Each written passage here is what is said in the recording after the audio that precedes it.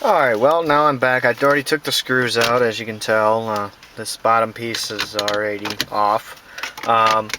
Now, one thing I do have to say, if you are planning on taking this the upper head unit out where the monitor is at, be careful when you go to take it out, because there's some sharp edges in here that will they will scuff up they'll scratch you pretty good. So just be careful when you go if you're going to take this out. Just make sure you don't cut yourself or anything like that. I don't want you getting hurt. First you take this one out. As you can see right here, this is where I have my my power wire. Yeah, I thought I had it backwards, and I did actually. If you do take off these pieces, that's what it's going to leave. You can put some little electric tape over that or whatever, just to keep it from getting touched by anything if you got extra wires running down there. But this is how I bridged it in.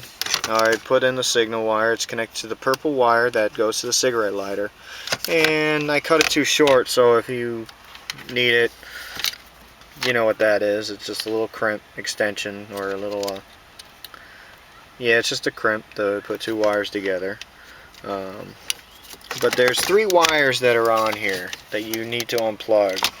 Of course, the cigarette lighter, which is right there, which I just can do right now. And then there's one right here, and then there's one right here. These both have to come off to take this out of to get this out of your way, because if you don't take this out of your way, you're going to have problems trying to move around in the bottom down here, like for installing your RCAs or your power or your high-low frequency converter, and your signal wire, or for your amp.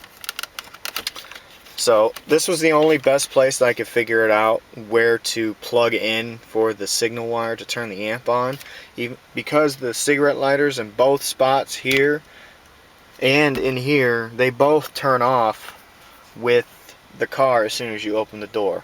So it's good. You don't have to worry about your battery going dead, just as long as you got it wired properly and a really good ground. If you have a really good ground, you shouldn't have any issues. I'm going to need 2 hands to take this apart, so I'm going to go ahead and put you over here. Sorry if you're not seeing it, but I'm trying my best to make sure you guys can see everything that I do. And I accidentally just locked my doors. Go ahead and unplug that. Just comes right off just like that. Just set that aside, put that on the floor.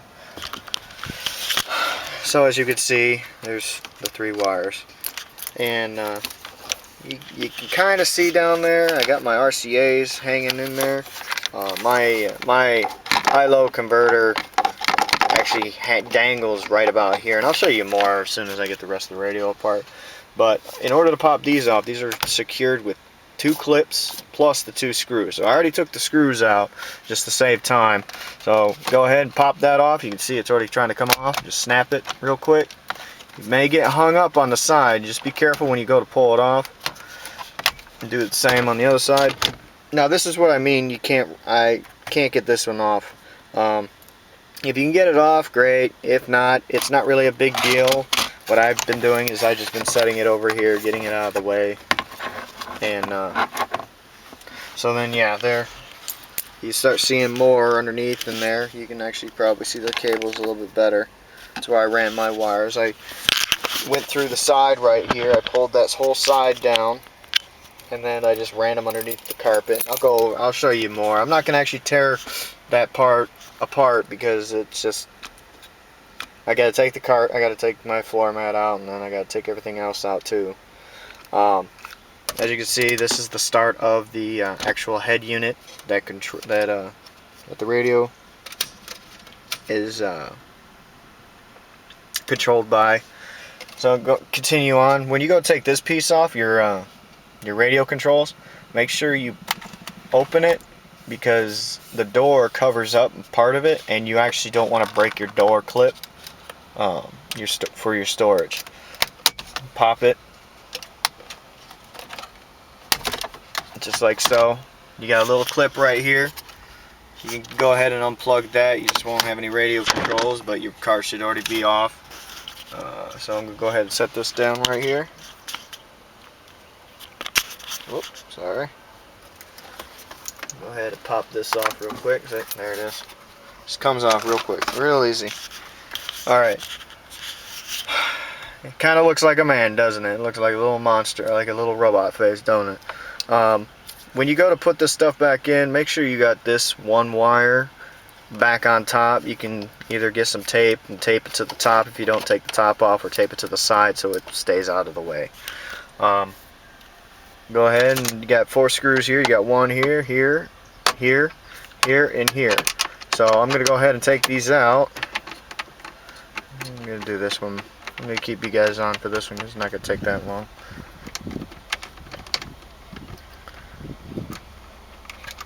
Now be careful when you actually do take this stuff off. If the car's been sitting for a while, some things have been able to cool off. If not, if you just you get home and you got all your stuff and you're just gonna jump right into it, be careful. This thing is hot, so you don't want to burn yourself. But it shouldn't get that hot. But just to let you know, it gets warm. So, if you can, when you do take these screws out, try to make sure you use a magnetic one, something that has a magnet inside, just so it kind of holds onto your screw, just so you don't lose it, like so. I just lost that one. Actually, I see it, so I can actually probably get that one.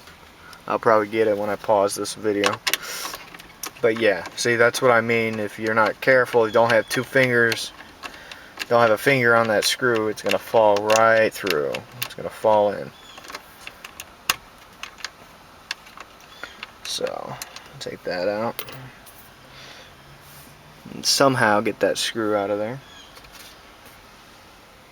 Yep, there it is.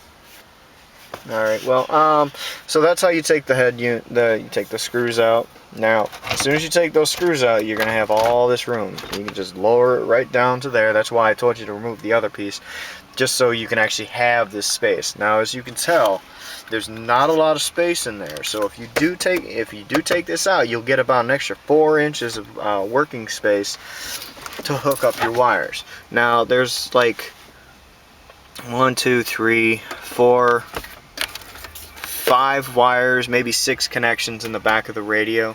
I'm not fully disconnecting mine because it's still plugged into the battery, so I don't want to damage any of the stuff with this component. So you've got your XM and your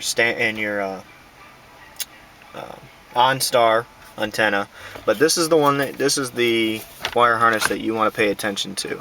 Now, when you take this wire harness off, there's actually room back here, if you do take this out, to actually slide it behind the wall and bring it up into this work area so you can actually do your wires and everything else. As you can see, I've got 4 of them. I've got, you can kind of see it. I'm using light green black for one side, and then there's white, and then blue black for the other speakers. So those are the 2 speaker wires. Those are the real channels. One's left and one's right. Those are the speaker wires that I'm using to run my little converter that I have right here, which I'll show you right here real quick. It's the Scotia's converter. It's an 80 watt times 4 output converter. So we got 4 wires going in and you got 2 coming out. So it's got its own gain control. It's good up to 80 watts. So yeah, that's pretty much it. If you have any more questions on this, I will actually have just PM me if you have any questions about the wiring. I can go ahead and scan that document that I have that has the wiring information and tells you what wires what and everything else. Now, the only problem is, the only reason I didn't run the signal wire from the amp to here is because the ignition wire runs through a low speed connection. Let me see it. Actually, I can read it right here. Hang on a second.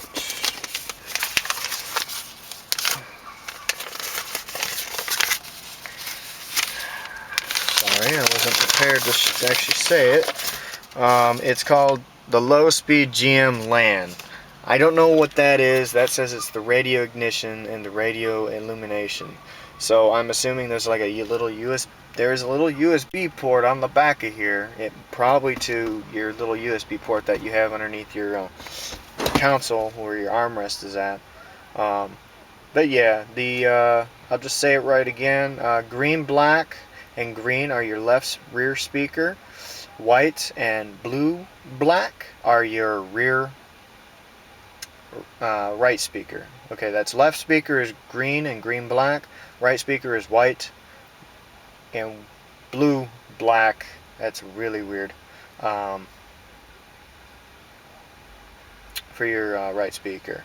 And also, I also have all the other information about where it would be if you have the amplifier, and it right below it on this little piece of paper, it has where it would be if if you have the amplifier.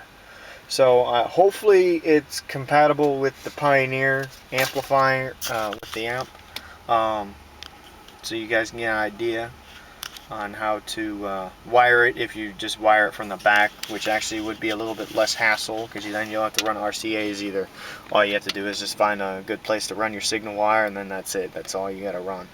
But as soon as you put this in, tuning it's going to be all on you. If you want, I didn't do it. I'll probably do it later on down the road. I'll probably take this out and get some longer wire so I can extend it and actually put it in a very convenient area so I can actually adjust it without having to take my radio out constantly just to tune it.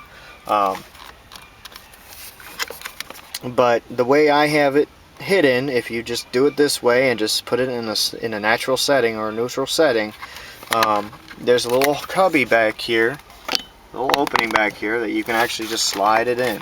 And my RCAs, as you can tell, are already coming from the bottom there, so I can go ahead and just push it back there. And that's it.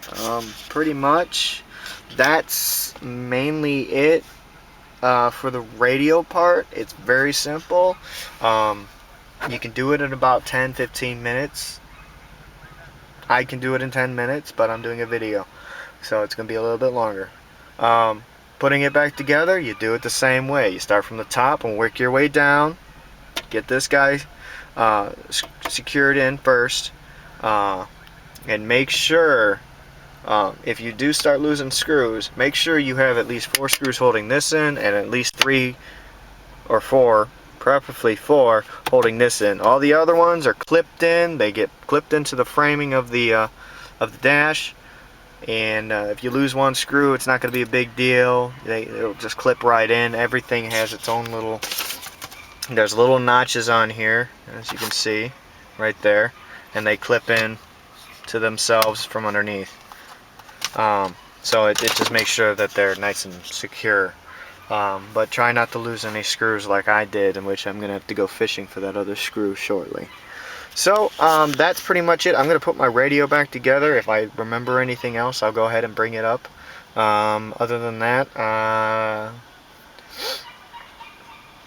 that's mainly it for this part. I will continue on with the video. Hope this helped you guys out. If you have any other questions, go ahead and give me a give me a ring, and I'll get back to you as soon as I can. I am in the military, so it is hard for me to get home in a decent hour where there is still sunlight. I did get home in a decent hour today, so I was able to do it. So I'm going to put my radio back together, and I'll move to the next step. Running your power wire in your car.